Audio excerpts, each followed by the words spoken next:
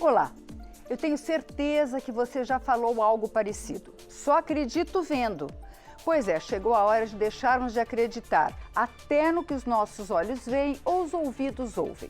A cada dia aumenta o poder da inteligência artificial de criar imagens e sons praticamente idênticos aos reais. Essa tecnologia tem e terá utilidades múltiplas na vida humana, mas ela também traz riscos incontáveis. Em 2024, os olhos se voltam para o uso da IA nas eleições. Vejam o que disseram na abertura dos trabalhos do Congresso o presidente da Câmara, deputado Arthur Lira, e o presidente do Senado, senador Rodrigo Pacheco. Neste ano, não poderemos deixar de dedicar atenção também ao uso crescente de uma coisa que é essencial, mas muito polêmica, chamada e crescente, no uso crescente, da inteligência artificial. Sabemos que, sem a necessária regulamentação da inteligência artificial, esses instrumentos podem, entre outros males, distorcer a vontade popular, sobretudo em ano eleitoral. Essas distorções comprometem a representatividade dos eleitos, afetando assim um dos fundamentos essenciais à nossa democracia. É imperativo avançarmos na regulação da inteligência artificial e das plataformas de redes sociais, principalmente quanto à imposição de responsabilidades na veiculação de informações, a fim de mitigar externalidades negativas e, ao contrário, potencializar benefícios à sociedade de tecnologias que têm esse potencial disruptivo exponencial. Aliás, até o mês de abril do ano corrente, pretendemos apreciar no Senado Federal o projeto de lei número 2.338 de 2023, sob a relatoria do senador Eduardo Gomes, que dispõe justamente sobre o uso da inteligência artificial no Brasil. Bom, a gente está falando em 2024, mas em 2022 já foi feito um vídeo da jornalista Renata Vasconcelos dando informações sobre uma pesquisa que não existia. É isso, e isso é fácil. A ferramenta capta as expressões do rosto de uma pessoa e consegue transpor essas informações para um outro corpo e até mesmo mudar um rosto em transmissões ao vivo. O mesmo pode ser feito com a voz. Veja um exemplo.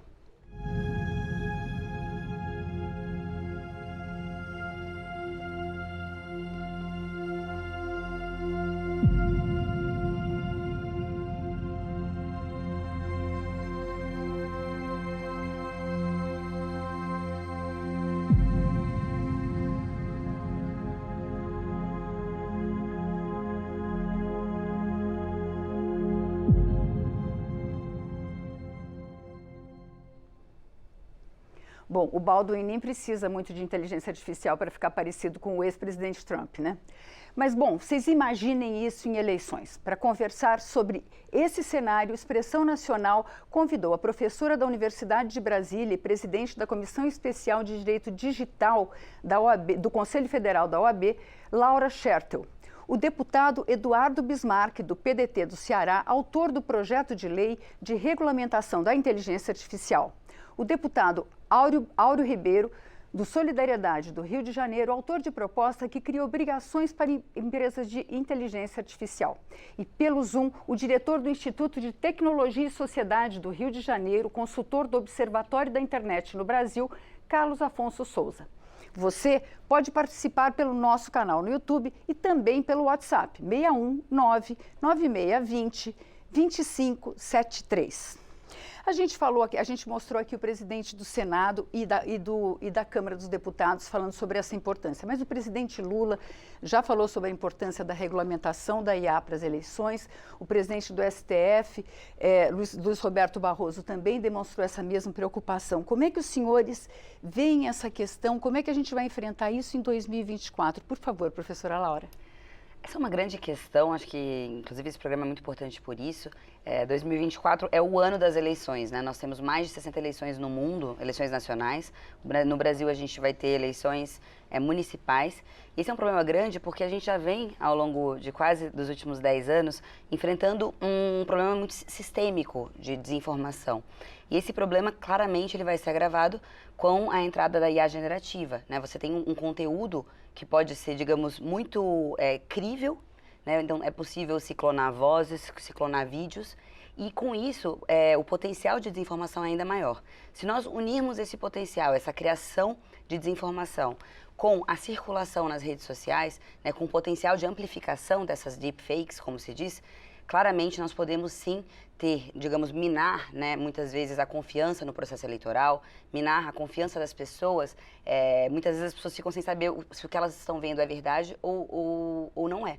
E quando nós não temos certeza sobre os fatos, certamente a confiança em todo esse processo, eu acho que é muito, muito complicada. Então, é quase um cenário de tempestade perfeita, né, que se avizinha, mas, é claro, acho que essa é a importância da gente discutir.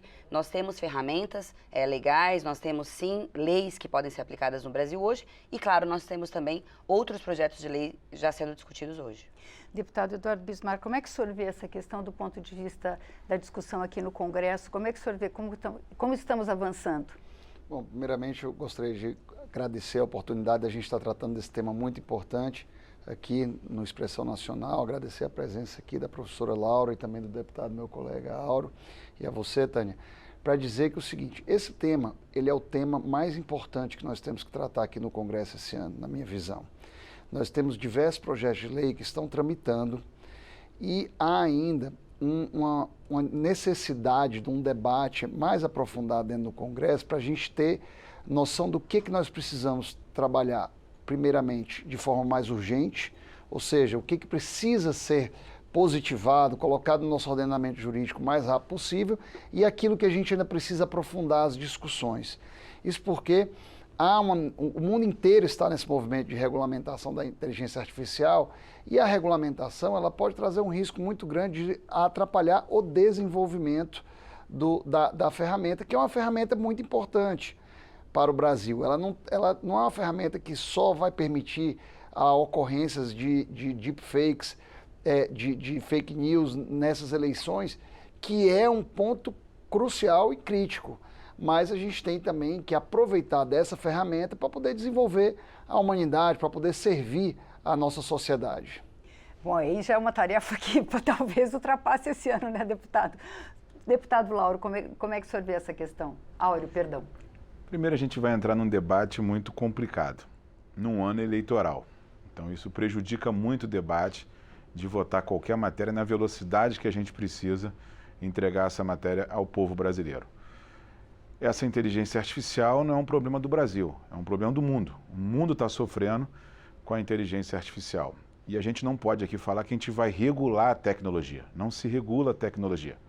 A gente vai ter que regular o uso da tecnologia no Brasil de forma muito clara e objetiva para não prejudicar ou não mudar um cenário eleitoral. Alguns países já vêm sofrendo nas últimas eleições com alguns acontecidos através de o que aconteceu nos Estados Unidos, o que aconteceu na Argentina, que foi muito claro. A gente tem que aqui ter medidas que a gente possa, no momento que acontecer na eleição, ter a velocidade de retirar esse conteúdo das plataformas. O grande problema é quando você faz uma reclamação na eleição, ela vai para o Tribunal Regional Eleitoral. E essa reclamação entra na fila. Com essa fila ali vai julgar se foi carro de propaganda eleitoral de um carro ou de um papel. E a velocidade da inteligência artificial difundida na rede pode mudar o resultado eleitoral. Então não é um debate simples. Claro que você consegue reunir os 513 deputados, 81 senadores para fazer essa discussão. Então, o meu entendimento nesse momento que a gente vive com a velocidade que a gente precisa de uma comissão especial, reunir de cada partido pessoas que se dedicam a esse tema para que a gente possa discutir e votar com muita urgência no Congresso Nacional medidas que possam ajudar a gente a trabalhar com a inteligência artificial e proibir qualquer atos de fake que vai ser produzidas por elas na internet. Nosso tempo é pelo menos de dias, né, deputado? A inteligência artificial Nem sei se segundos, como se conta isso. Professor Carlos Afonso, como é que o senhor vê esse painel? Como é que a gente vai poder enfrentar essa questão ainda em 2024? O senhor acredita isso possível? Olha, me parece que sim, mas os desafios não são pequenos. 2024, como muito bem colocado, é praticamente um laboratório sobre como nós vamos criar soluções que procuram atingir a discussão sobre inteligência artificial, e em especial olhando seus impactos na democracia e nos processos eleitorais. De certa maneira, olhando especialmente eleições, me parece que vamos viver aqui dois movimentos. De um lado, procurar entender como o que nós já temos na legislação eleitoral pode nos ajudar a navegar os temas ligados à inteligência artificial. E acho que aí vale lembrar que desde o final dos anos 90, a lei eleitoral já trata sobre montagem, a chamada trucagem na edição de vídeos e conteúdos, mas, por outro lado, vai ser importante também entender quais são as peculiaridades que a inteligência artificial traz para esse cenário e, dali, tentar entender quais são as soluções que são importantes, que são urgentes, mas que também que são tecnicamente possíveis para se aplicar olhando para o pleito desse ano. Pois é, a professora Laura e o professor Carlos Afonso falaram dessa questão do que é tecnicamente possível. Recentemente, um grupo de 20 empresas de tecnologia, né, a OpenAI, Microsoft, Adobe, a Meta, que é a dona do WhatsApp, do Facebook e do Instagram, o TikTok e o X, né, o ex-Twitter, fizeram um acordo para trabalhar em conjunto para evitar a fake news nas eleições no mundo, né? Mas existem ferramentas hoje para combater, para identificar o que é fake nas redes, e ao mesmo tempo o TSE, aí na minuta, parece querer responsabilizar as redes por retirar esse material, por identificar esse material. Professora Laura, como é que a senhora vê essa questão? Tem como fazer isso? As redes saberem o que é fake? Há muitos estudos, né, nesse sentido. Acho que hoje tem uma grande questão que se discute muito para que as próprias empresas de IA generativa possam criar ferramentas que identifiquem um conteúdo que é fake, né? Então, acho que esse é um elemento importante. Não é fácil, porque parece que a gente está sempre correndo atrás.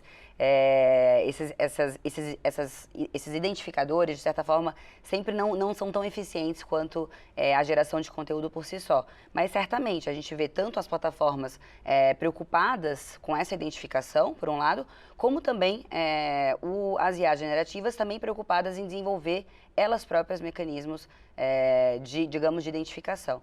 Eu acho que nessa discussão é muito importante, sim, que a gente tenha uma atuação privada, uma proatividade das empresas. Como dito aqui pelos deputados, nós não temos tempo, né? De fato, o tempo urge nessa questão. E eu acho que é muito importante, então, que a gente tenha essa proatividade por parte das empresas, mas que a gente também possa discutir, por outro, as leis que nós já temos, como disse o professor Carlos Afonso, e como a gente pode, fazer o enforcement delas, como a gente pode aplicá-las, né?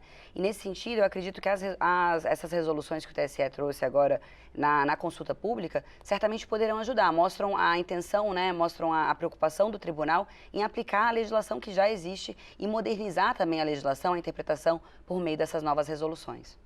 Professor Carlos Afonso, aproveitar que o senhor está aqui do lado.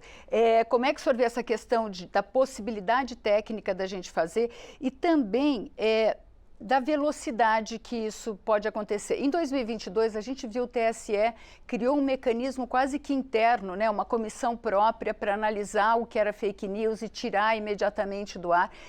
Como é que o senhor vê esse tipo de iniciativas? Olha, me parece que a eleição de 2022 trouxe algumas lições, em especial sobre a necessidade de se conciliar a segurança jurídica de uma análise jurídica propriamente sobre conteúdos indevidos, danosos, que são publicados na rede, e, por outro lado, o desenvolvimento de um processo que permitisse a remoção expedita, rápida, desses conteúdos das redes sociais. De certa maneira, inteligência artificial vai representar, no ano de 2024 e nos pleitos vindouros, um desafio, de certa maneira, semelhante. Mas eu gostaria de lembrar aqui, e acho que gosto muito dessa passagem de uma fala recente do Barack Obama, do ex-presidente americano, e a fala do Barack Obama é interessante porque ele foi um presidente cujo mandato é muito marcado pelo crescimento do debate sobre redes sociais e do papel das plataformas digitais. E a fala do Obama é dizer que existe uma diferença de velocidade no debate de rede social com o debate de inteligência artificial. Não só na dinâmica de distribuição de conteúdos nas redes, mas também na facilidade com a qual conteúdos são manipulados, se tornam viralizados e, de certa maneira, acabam hackeando a nossa compreensão do que é real e do que é falso, porque nós estamos acostumados a acreditar no vídeo, na foto. Geralmente são constituídos como elementos de prova, de evidência. Então, me parece que aqui o TSE tem um desafio e as resoluções que já foram colocadas em consulta pública colocam um bom passo nessa direção, que é entender que alguns ajustes precisarão ser feitos e entender que, por um lado, nós temos empresas de inteligência artificial que vão procurar identificar esses conteúdos, mas as pessoas encontram esses conteúdos nas plataformas digitais. Então, esse ecossistema, quando a gente olha para a chamada internet, a gente não está falando apenas de rede social, a gente está falando das empresas que permitem a criação desses conteúdos e as redes sociais e os aplicativos de mensagem instantânea, enfim, como a maneira pela qual esses conteúdos são distribuídos na rede. Então, me parece que todos esses atores precisam estar envolvidos nesse debate e, em especial, na cooperação com os tribunais eleitorais, como nós já vimos no passado. Acho que esse elemento vai ser essencial para o pleito de 2024. Deputado Áureo, na questão da gente colocar obrigações para as redes sociais, né? No caso, está se discutindo também obrigações para as empresas de inteligência artificial de produção. Em que medida o senhor acha que a legislação pode alcançar isso? Porque a gente vê, o Facebook já falou esse ano que eles não vão dar destaque a conteúdos políticos. Eles têm uma declaração de intenções bastante positiva. Mas o senhor acredita que dá para responsabilizar as empresas tão claramente por esse conteúdo, identificar nesse processo tão rápido que é um processo eleitoral? Eu acho que a gente tem que separar esse debate. Eu tenho a visão e a clareza que a gente não regula a tecnologia. A inteligência artificial está aí, vai funcionar, ela traz muitos benefícios para a população e a gente tem que separar esse problema das eleições. Né? A gente tem que viver as eleições de 2024, entender como funciona esse processo eleitoral no Brasil. Não é uma eleição nacional, é uma eleição que tem mais de 5.500 municípios. Tem município com 3.000 habitantes, 4.000 habitantes, que você não tem um juiz 24 horas ali para julgar na velocidade que você precisa para tirar um conteúdo do ar. Quando você faz uma reclamação de um conteúdo que não é verdadeiro, que é um conteúdo fake, ele vai para uma pilha de processos na Justiça Eleitoral para ser julgado, para ser retirado. Você não pode retirar um conteúdo sem ter ali uma decisão jurídica. Então, se tem cidades com 3.000 habitantes que o juiz vai nela 2 vezes por semana, você tem provavelmente uma mudança no quadro eleitoral se esse conteúdo for difundido nas redes. O que a gente tem que entender é como a gente vai trabalhar a retirada desses conteúdos nas redes sociais.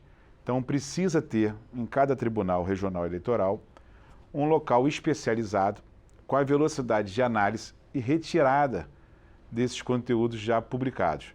É isso que eu defendo no momento da eleição de 2024. A legislação eleitoral já permite isso, já identifica se o vídeo ali foi montado, a sua retirada, a velocidade de retirada desse conteúdo, que não funciona hoje no sistema brasileiro e tem afetado o mundo.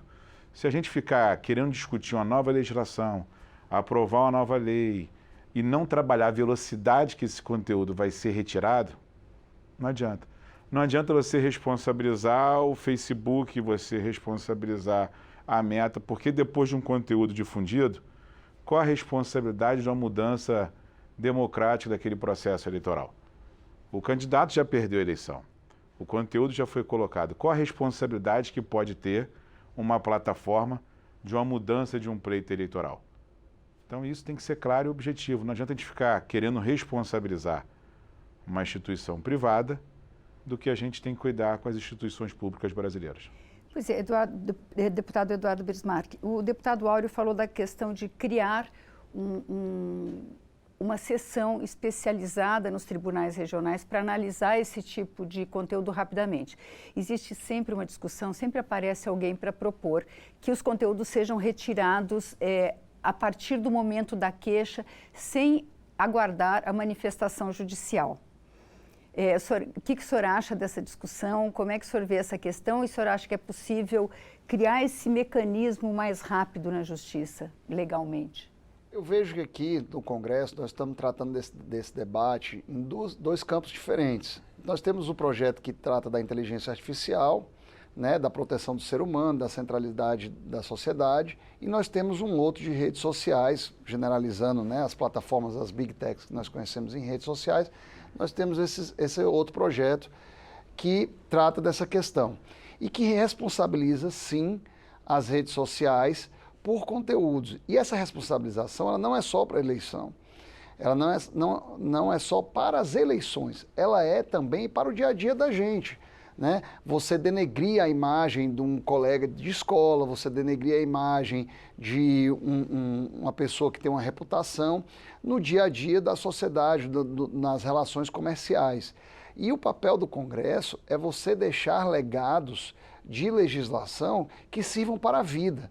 E, obviamente, nós temos que cuidar das eleições também. A solução colocada aqui pelo deputado Áureo, ela é muito boa, de você ter para essas eleições, como já foi dito aqui pelos nossos colegas especialistas, que nós não temos tempo de legislar para as eleições, nós temos que utilizar legislações que já existem, o que nós já temos, porque na hora que você faz um vídeo que pode criticar, que você faz uma fake news com a pessoa, que você modifica a voz desse candidato, você já está incorrendo num crime eleitoral, num crime na legislação.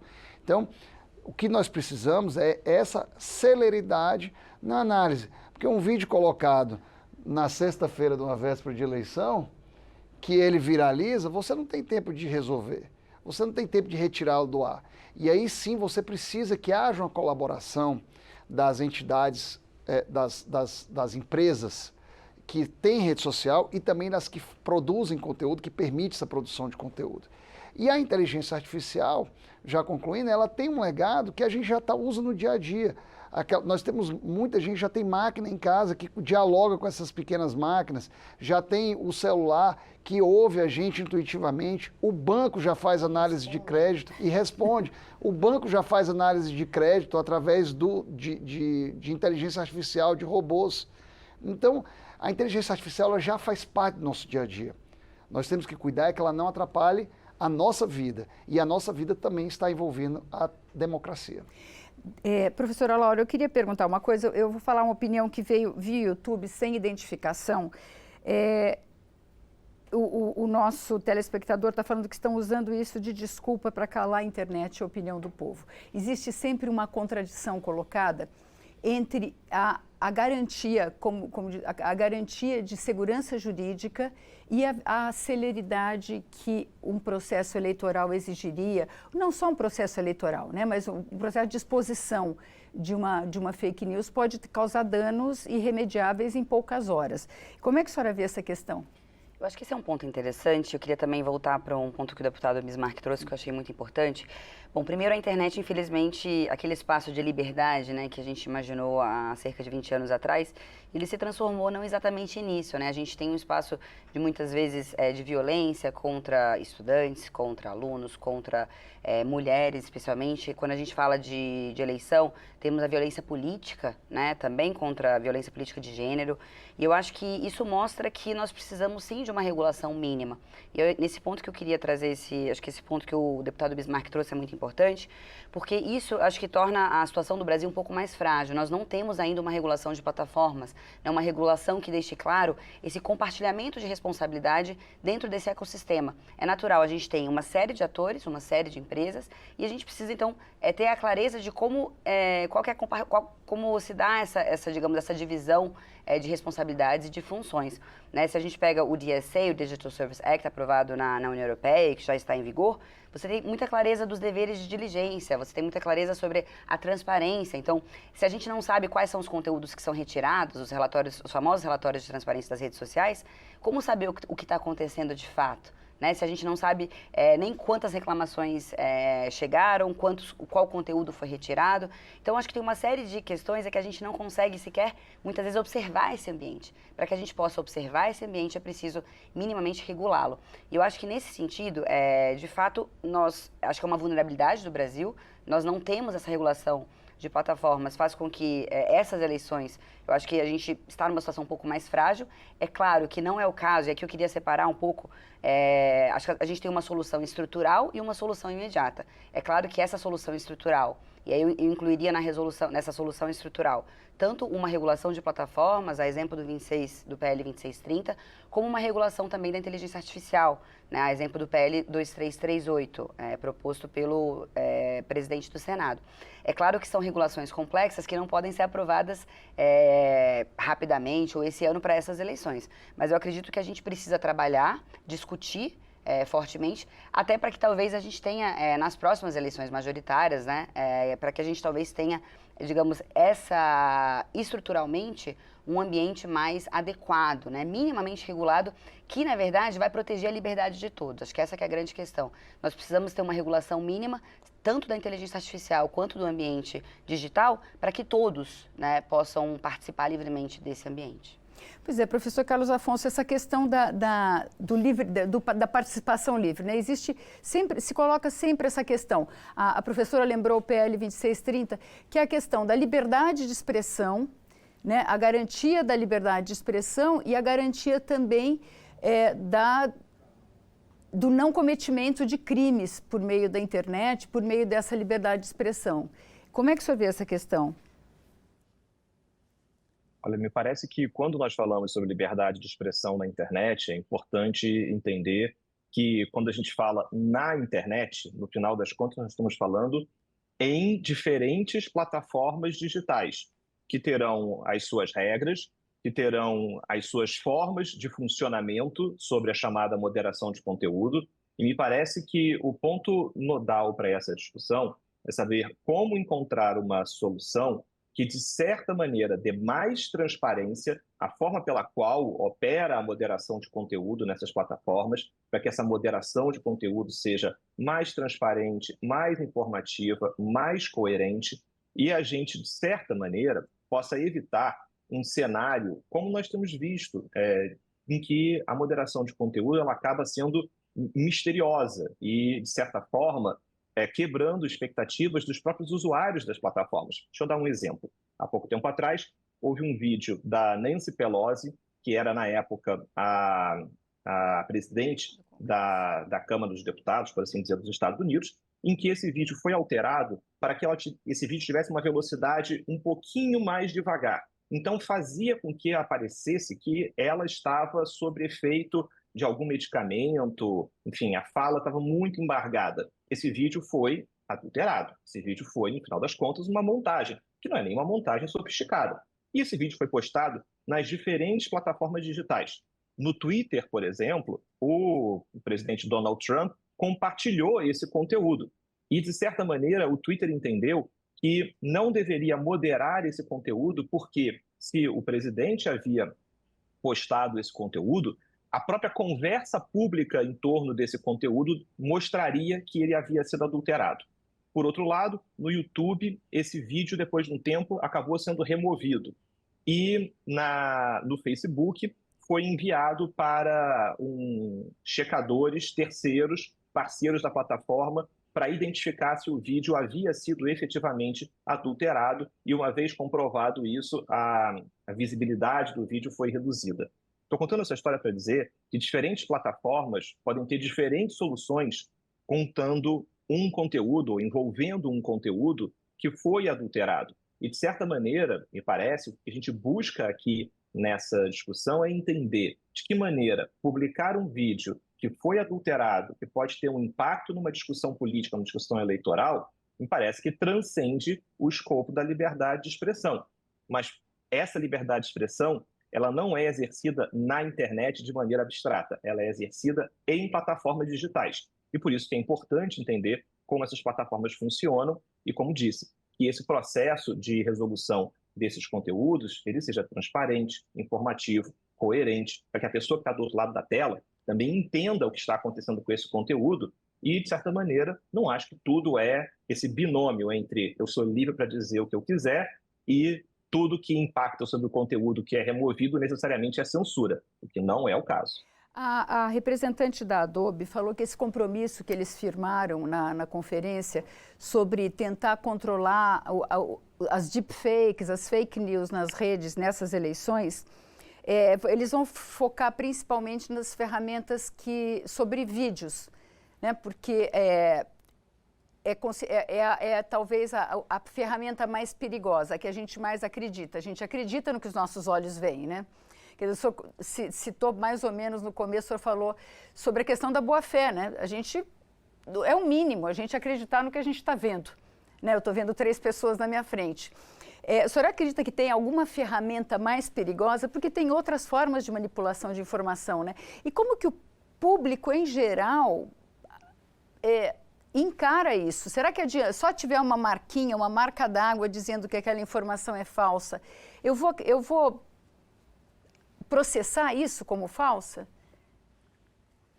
Olha, me parece que nós estamos num momento de transformação cultural no que diz respeito a mídias. E, de certa maneira, o exemplo que você deu na abertura do programa sobre um trecho do Jornal Nacional editado e criando essa percepção, essa dúvida genuína de que será que isso é verdade? Será que isso é falso? De certa maneira, essa percepção, essa saudável desconfiança sobre a nossa dieta midiática, por assim dizer, ela vai ter que ser algo permanente na maneira pela qual nós nos relacionamos com os conteúdos que chegam a nós pelos diferentes caminhos nas redes sociais e na internet. Acho que, de certa forma, a gente vai ter que entender que, primeiro, essa desconfiança precisa existir.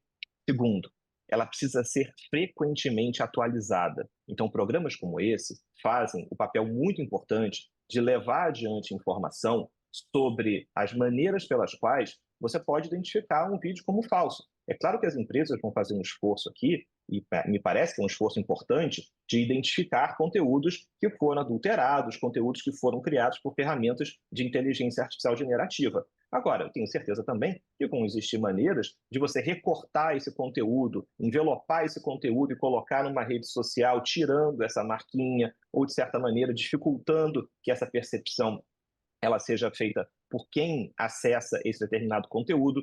Vou dar um exemplo. Até pouco tempo atrás, uma maneira de você olhar uma foto criada por inteligência artificial, a primeira coisa que você devia fazer é dar uma olhada nas mãos da pessoa, porque diversas ferramentas populares de inteligência artificial adoram colocar pessoas com 6 dedos nas mãos, então ali já era um indicador de que alguma coisa estava errada, e em especial em vídeo, olhar o movimento dos olhos, porque ali você consegue perceber, de certa maneira, um certo movimento não natural que poderia ser um indicador. Agora, eu estou falando isso hoje, eu tenho certeza que daqui a 15 dias, um mês, enfim, essas determinadas situações elas já vão sendo aperfeiçoadas. Então, de certa forma, a nossa cultura sobre essa desconfiança do que é real, do que é falso, vai precisar ser atualizada com enorme frequência para que a gente esteja, no final das contas, equipado para poder olhar para as nossas mídias que chegam através dos caminhos digitais e entender o que é falso e o que é verdadeiro. Professora Laura?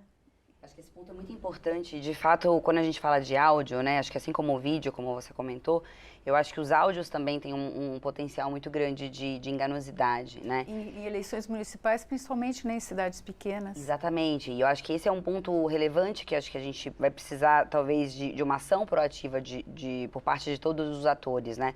Acho que, por um lado, já existe essa vedação na legislação eleitoral de circulação de conteúdo sabidamente inverídico, descontextualizado. Então, a vedação, ela já existe, a vedação legal. Por outro, a gente precisa achar uma forma de fazer esse enforcement, fazer essa aplicação, como disse o deputado Áureo também. E eu acho que é fundamental que a gente tenha formas, que as plataformas e que as empresas também desenvolvam formas para que a gente possa acessar rapidamente a circulação desse tipo de conteúdo. Nós sabemos que um grande risco é o risco, digamos, de fatos políticos, de fatos políticos serem estabelecidos. Não é só uma questão de, digamos, influenciar alguns eleitores, mas se alguns desses vídeos, alguns desses áudios circularem, por exemplo, 24 horas antes das eleições, muitas vezes é difícil você conseguir desmentir depois isso, né? Então, acho que o grande risco é exatamente esse de você consolidar alguns desses fatos. Mas eu acredito que a gente tem, por um lado, digamos, essa vedação, já a legislação eleitoral já se aplica a muitas dessas situações. E, claro, a gente vai precisar, sim, que esses atores, né, que todo esse ecossistema se prepare para as eleições. Eu queria citar aqui um caso interessante, mostrando como a gente também precisa de algumas inovações, muitas vezes, na aplicação da legislação. A FCC, que é a Agência de Comunicação Americana, ela proibiu, exatamente em razão, porque já estava se percebendo nas eleições americanas, os robôs, digamos, de ligação associados com a voz do Biden. E aí, então, a agência proibiu essa associação, você utilizar esse tipo de robôs de ligação e associado à voz, à clonagem de voz, né? Então, acho que isso mostra também como nós precisamos sempre inovar também normativamente. Pois é, deputado Eduardo Bismarck, eu estava lembrando aqui, Manaus aconteceu isso, Maringá, são casos que eu soube julgados já, né? De fakes com a voz do prefeito. Né? Em Manaus, foi o prefeito de Manaus falando muito mal dos professores no meio de uma manifestação de professores e tal. Essa questão pode ser muito pior. E o Brasil usa muito o WhatsApp, né? O WhatsApp acho que é a ferramenta principal do brasileiro. Essa questão, como é que está sendo muito lenta para ser abordada hoje? A senhora acredita que dá para mexer nisso mais rapidamente? É isso que eu defendo, a gente tentar ter uma legislação, e isso não está no projeto que trata da regulamentação da inteligência artificial, do uso da inteligência artificial, está no projeto que trata da questão das plataformas. Você ter mecanismos de controle dessas disseminação de informações falsas e também da própria criação, certo? Tem uma medida que é um pouco radical, mas eu acabo me filiando a ela para poder a gente buscar aí um meio termo, e aí a gente precisa debater isso, que é você estar vinculando ao CPF cada perfil da internet. E, ao mesmo tempo, também a cada conta de WhatsApp. Né? Quando eu falo cada perfil, eu estou falando em redes sociais, estou falando de uma maneira ampla. Isso é uma medida que é, de certa forma, radical, mas você traz para o debate a importância de você estar individualizando a pessoa que está utilizando aquele conteúdo, você identificar quem é que está utilizando aquele conteúdo. E aí você diferenciar o joio do trigo, quem é que está fazendo aquilo propositadamente, quem é que está criando aquele conteúdo e quem é que está começando a disparar. Na medida que você não tem o controle de quem está por trás dessas plataformas, você não consegue enxergar quem é que está disseminando aquela informação, porque tem aquela pessoa de boa fé, o inocente útil, que acaba recebendo informação e aquela é tão assustadora que ele dissemina, e tem também aquele que está fazendo propositadamente com 30, 40 aparelhos de telefone celular à mão. Esbarra na questão da preservação da privacidade de quem está usando a internet, né? Pois é, mas aí eu acho que, por isso que eu me filio a essa corrente, que é um pouco mais radical, porque eu acho que você não tem que ter a privacidade de quem está usando o perfil de rede social. A rede social é uma coisa pública. Na hora que eu coloco lá o meu nome e me coloco o meu perfil, eu tenho que dizer quem é que está falando aquilo. Por que uma pessoa tem que falar escondidamente de um assunto?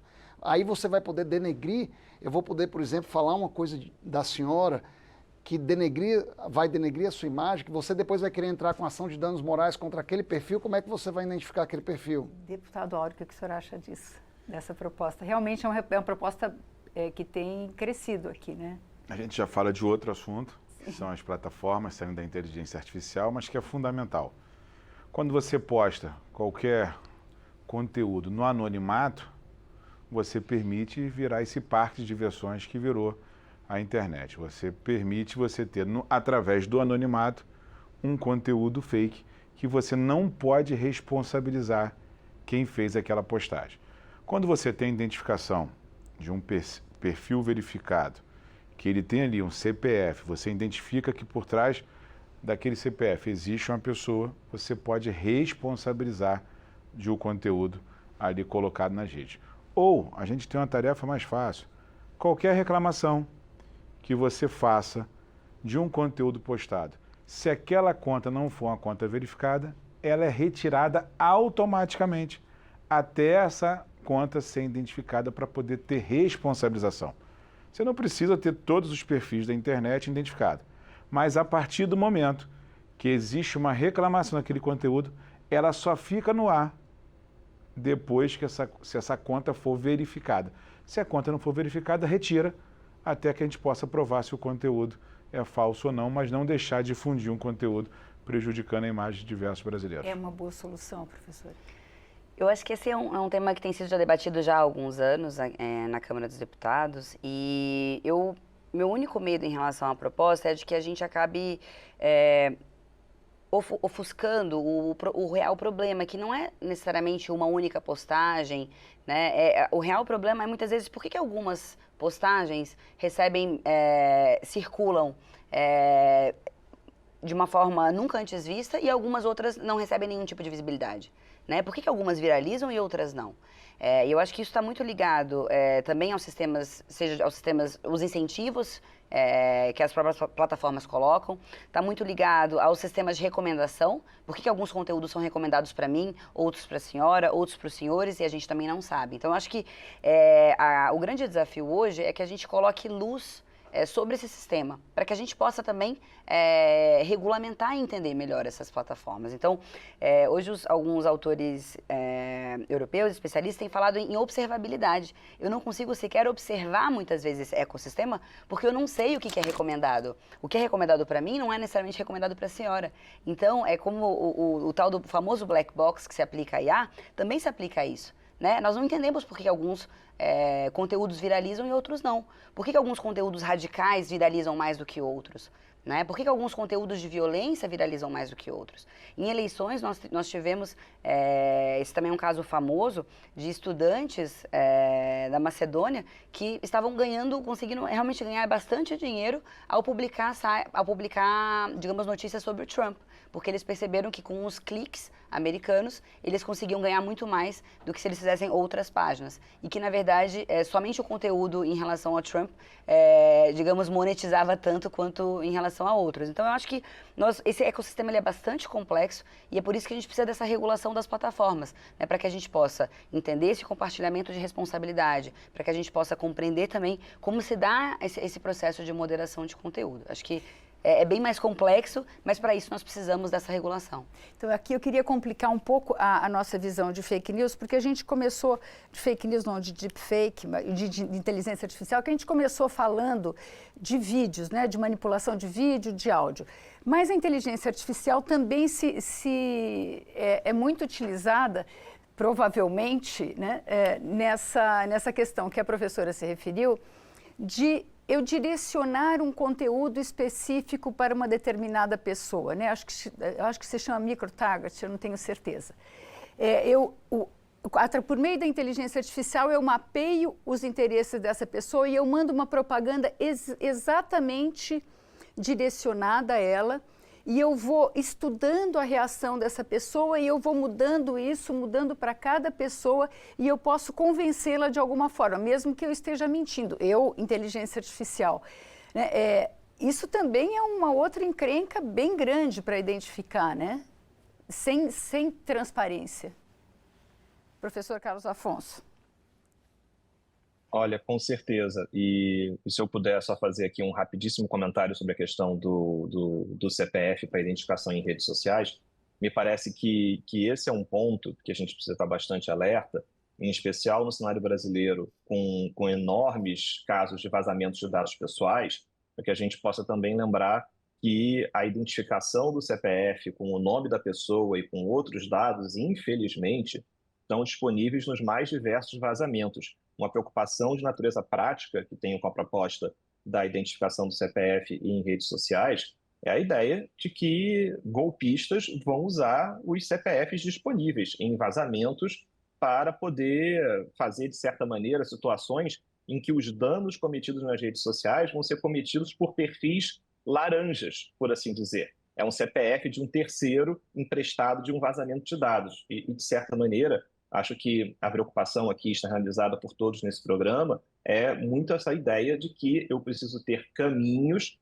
para identificar quem fez o quê na rede e dali mover uma eventual responsabilização. Acho que a nossa discussão aqui é se exatamente o CPF é o melhor caminho para chegar a esse a esse resultado. Agora, voltando para a questão de inteligência artificial e customização, já que estamos falando de golpes envolvendo o CPF, queria continuar nessa mesma toada, que é um ponto que a gente não tem prestado muita atenção sobre a evolução de inteligência artificial e a criação de chatbots, né, de ferramentas de conversa por chat que são cada vez mais inteligentes, é como isso, de certa maneira, cria um momento fordista de industrialização dos golpes na internet. Porque na hora em que eu tenho, como eu chego hoje, em que eu tenho aplicações de inteligência artificial que permitem que eu converse com elas e que eu não saiba necessariamente se eu estou falando com um humano ou com um robô. E essa aplicação automatizada, ela começa a entender os inputs que eu coloco, ela começa a entender o que eu estou perguntando, o que eu gosto, quais são as preferências. Queria chamar a atenção para o fato de que a evolução da chamada inteligência artificial generativa, e acho que o ChatGPT talvez seja aí o principal exemplo que nós temos hoje sobre esse cenário, eles não trazem apenas questões ligadas ao processo eleitoral, a direitos autorais, mas também é uma questão de golpes através da internet, porque essas ferramentas, elas de certa maneira fazem com que, hoje em dia, quando eu penso num golpe cometido com uma pessoa, eu penso que tem um ser humano que vai ficar pendurado no telefone com a vítima, fazendo-se passar por um operador de um banco. Na medida em que eu tenho cada vez mais as interfaces feitas através de chatbots, através da internet, eu crio uma situação em que eu posso criar uma verdadeira indústria de golpes, em que, ao invés de ter um golpista pendurado no telefone com uma vítima, eu tenho uma aplicação de inteligência artificial que faz se passar por o operador de um banco ou de uma empresa telefônica e vai entendendo o que a pessoa ali está dizendo, vai conduzindo a pessoa até ela revelar os seus dados pessoais, a sua senha do cartão. Então, de certa maneira, os chamados golpes de engenharia social ganham um impulso com essas ferramentas de inteligência artificial. E acho que esse é um ponto de atenção no que a gente está discutindo aqui sobre o futuro desse problema. Eu acho que a gente precisa trazer também essa discussão do crime na internet, dos golpes que hoje ocorrem através de meios tecnológicos, com inteligência artificial. Acho que temos aqui uma nova fronteira a ser analisada. E os golpes em todos os sentidos, né? Inclusive, nessa captação de dados, quando se fala da transparência, a senhora falou da transparência, o golpe eleitoral. Né? Eu consigo saber o que essa pessoa quer e eu consigo fazer o meu candidato falar o que ela quer, direcionado. Isso, a questão de proteção de dados é essencial nessa questão? Certamente, acho que essa é uma grande questão para a qual a gente também já tem legislação, né, a Lei Geral de Proteção de Dados. Eu acho que é fundamental, inclusive, a gente também ter uma posição da própria Autoridade Nacional de Proteção de Dados de como lidar com esses, digamos, com microtargeting, com essas recomendações personalizadas à luz da LGPD no processo eleitoral. Acho que esse é um ponto muito importante. Eu queria citar aqui uma inovação legislativa na Europa, do DSA, o Digital Service Act, em que se proibiu, e acho que essa vedação ela é muito relevante, em que se proibiu você ter esse tipo de personalização com base em dados sensíveis. E quais são os dados sensíveis? Exatamente opinião política, também, digamos, a religião da pessoa. Né? Então, você tem vários dados de orientação sexual. Então, vários dados para os quais, hoje, na Europa, não é possível nenhum tipo de recomendação, né? Nenhum tipo de personalização. Eu achei essa inovação interessante porque ela independe de consentimento, ela independe de qualquer base legal. É simplesmente uma vedação clara. Não se pode fazer recomendação ou vender anúncios, digamos, em que se tenha essas pessoas, né, ou esses alvos baseados em dados sensíveis. Eu acho que na nossa legislação nós não temos essa vedação, mas nós temos, digamos, para o tratamento de dados sensíveis, um rol de bases legais, autorizações legais muito mais restritas. Em especial, o consentimento é uma base muito relevante. Mas a grande questão é como é que esse consentimento é dado, né? Onde que ele é coletado. E eu acho que, certamente, a gente tem, e aqui falando da legislação que a gente já tem, né? A gente tá falando muito também da legislação que nós precisamos construir, eu acho que essa é fundamental, mas nós precisamos também aplicar aquilo que nós já temos. Eu acho que a Lei Geral de Proteção de Dados, a própria Autoridade Nacional de Proteção de Dados, certamente poderão e deverão nos orientar e trazer, eu diria, balizas mais concretas para essas recomendações, para esse microtargeting nesse período eleitoral, para essas eleições de agora já municipais. A professora Rosana Mendes diz que ela entende que esse seria um estudo de perfil, essa questão dessa coleta de dados que a inteligência artificial. E ela fala que quando ela vai comprar qualquer coisa, hoje é solicitado o CPF. Então tem uma questão aí também fiscal, né, que a gente tem algumas vantagens quando dá o CPF. Mas como é que o senhor vê essa questão, deputado Bismarck? Só fazer um comentário muito rapidamente, eu não estou dizendo que dar o CPF seja a melhor solução, estou dizendo que é uma solução que tem sido muito debatida aqui, e agora com o número único, até as nossas OABs se tornarão secundárias. Nós vamos perder, por exemplo, a indicação do número da OAB, que vai se tornar apenas o CPF agora. Então, isso é um avanço que o Brasil vai enfrentar agora nos próximos dias. O CPF já está disponível. Se a gente jogar o nome do professor, da doutora Laura, o meu, do deputado Áureo, no Google, eu tenho certeza que a gente consegue captar o CPF lá. A gente precisa saber como é que nós vamos tratar isso. Agora, é muito importante o que o professor colocou, da gente achar a identificação da pessoa que está por trás da rede, que é aquilo que é a pessoa que eventualmente pode disseminar. E aí, fazendo um parêntese, dizer assim, a fake news, o problema eleitoral, é um espectro da inteligência artificial. A gente está falando de uma coisa muito mais ampla e que está se modernizando a todos os dias e que todo dia tem uma inovação. E aí o que eu defendo nesse ponto é que a gente possa ter aqui no Congresso um observatório permanente desses projetos e que o Congresso possa dar uma atenção especial e talvez até um rito especial naquilo que se tratar de tecnologia para que a gente possa ir legislando e acompanhando diariamente alguns pontos, certo? Ter um fórum de debate que a gente possa debater com reuniões permanentes, não só para poder a gente debater o que a gente faz diariamente, que é votar uma lei ou outra dentro das comissões, mas um fórum de debate realmente, da gente ter conceitos, criar conceitos, trazer especialistas como o professor, a doutora Laura, para poder falar para o parlamento e a gente constituir aqui caminhos que a gente possa proteger a vida das pessoas e a nossa sociedade. Porque pelo que a gente está vendo também, hoje a gente tem um entrecruzamento de legislações, né? Envolve muitas leis, envolve um leque muito grande de regulações, né? Só de inteligência artificial nós temos mais de 6, 7 projetos aqui na Câmara hoje. Que tem que casar com o Marco Civil, com a Lei de Proteção de Dados e conversar com o 2630, né?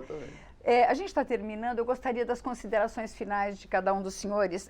Como é a expectativa como vê o momento e a expectativa aí sobre essa questão da inteligência artificial nas eleições? Deputado Áureo. Eu acho que a gente tem um grande desafio. Eu que já tive a oportunidade de ser autor do marco regulatório das criptomoedas no Brasil. Lei hoje que funciona no nosso país. A gente tem um grande desafio a percorrer, não é uma tarefa fácil. A inteligência artificial é um problema, já vou repetir, mundial, mas que traz diversos benefícios. A gente vai viver um momento eleitoral, acho que a gente tem que separar esse debate em 2 etapas, a gente tem que resolver o problema da eleição para que a gente não possa ter aqui uma péssima experiência em 2024 com a inteligência artificial e discutir na Câmara dos Deputados, sim, como o deputado Eduardo colocou aqui, um fórum permanente pela velocidade que exige, né, de atualização do tema aqui proposto.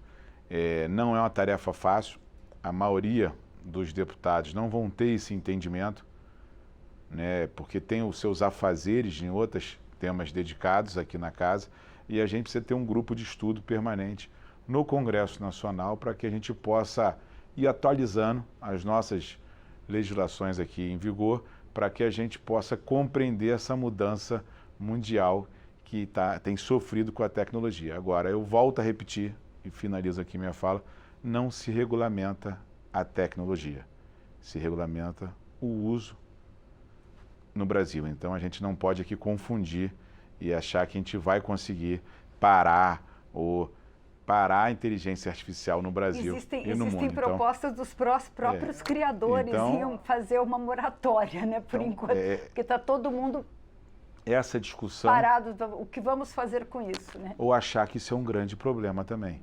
Não é um grande problema, é uma grande solução a inteligência artificial. Só precisamos agora aqui ter medidas que dê tranquilidade, né, ao cidadão que ele está ali tendo um vídeo verdadeiro, ou que esse vídeo que foi retirado, para ele entender, através das penalidades, com a velocidade que exige, que aquilo era um vídeo fake.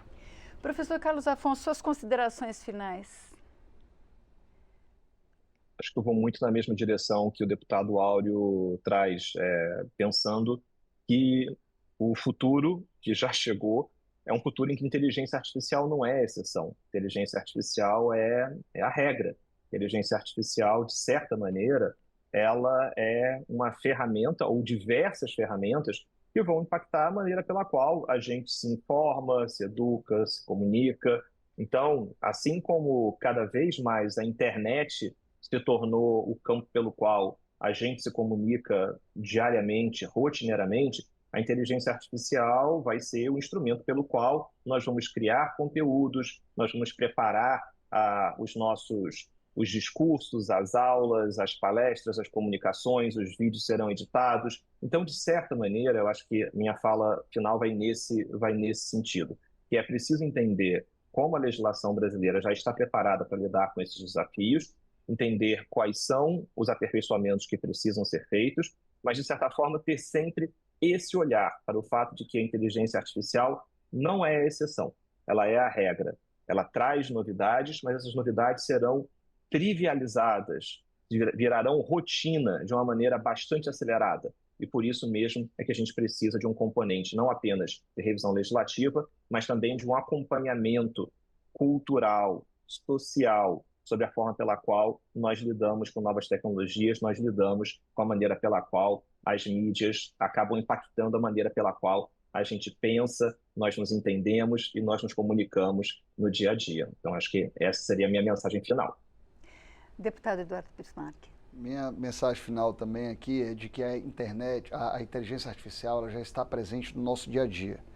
Está no nosso celular, está na nossa casa, através de eletrodomésticos, tem geladeira que já tem inteligência artificial, está presente no nosso relacionamento com o banco, está presente no nosso relacionamento com o médico, na análise dos nossos exames, está presente nas escolas.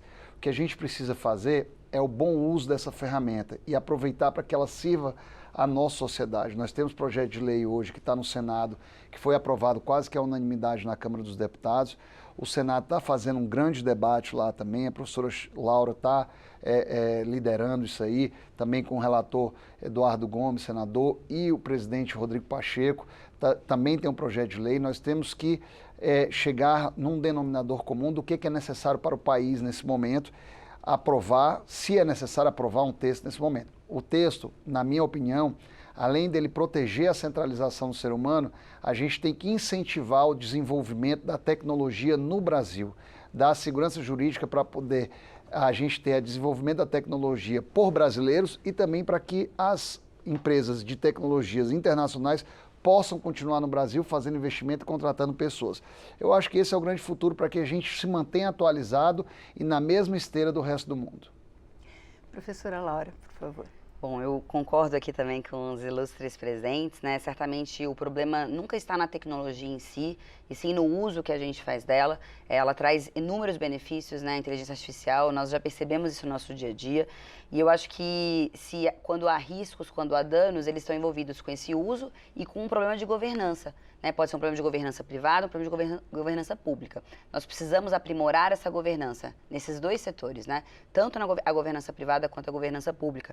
E eu entendo que um projeto de lei, uma regulação geral da inteligência artificial, certamente poderá, sim, ser um caminho para isso. Né? O deputado Bismarck inaugurou esse debate na Câmara dos Deputados, acho que foi um passo muito importante, até em um momento, deputado, em que não se falava tanto em regulação de IA, né? E agora já só se fala nisso praticamente no mundo. Então, eu acho que precisamos avançar, precisamos fazer um debate profundo com toda a sociedade. Certamente essa é uma regulação estrutural, né? Mas que nós dependemos dela, nossa sociedade depende dela para que a gente possa fazer bom uso desses sistemas tão poderosos e tão importantes.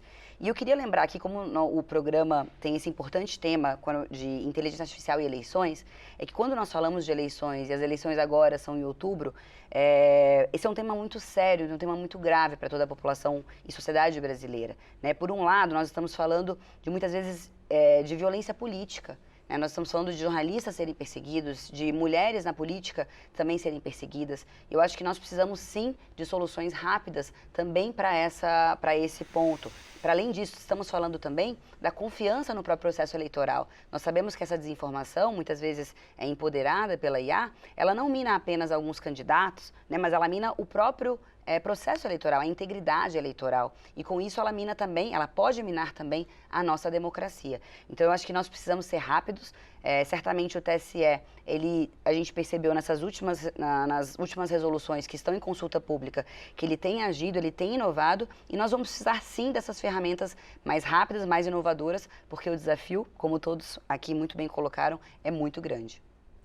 Muito obrigada. Nós conversamos sobre o uso da inteligência artificial nas eleições com o diretor do Instituto de Tecnologia e Sociedade do Rio de Janeiro, Carlos Afonso Souza, o deputado Áureo Ribeiro, do Solidariedade do Rio de Janeiro, o deputado Eduardo Bismarck, do PDT do Ceará, e a relatora da Comissão de Juristas que elaborou o texto da proposta em tramitação no Senado, que regulamenta a inteligência artificial no Brasil, Laura Schartel. Eu agradeço a presença dos nossos convidados e a sua audiência. Se você quiser rever ou compartilhar esse programa, é só ir ao nosso canal no YouTube ou à nossa página câmara.leg.br. Até a próxima!